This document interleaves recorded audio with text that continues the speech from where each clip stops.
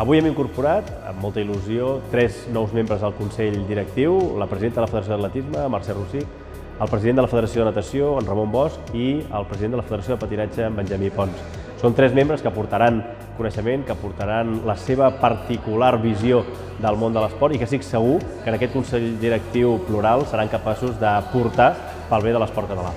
Penso que per l'atletisme català és important que estiguem aquí i avui m'he sentit molt còmoda i a més tots els temes que s'han tocat superinteressants. Penso que és un ent que totes les federacions i tots els clubs de Catalunya en sortirem beneficiats. Ens hem sentit molt còmodes perquè al final l'OFEC representa en gran allò que és la Federació Catalana de Patinatge en base als nostres 2 grans pilars que són patinatge i país, i l'OFEC al final és esport i país, i ens sentim veritablement molt còmodes.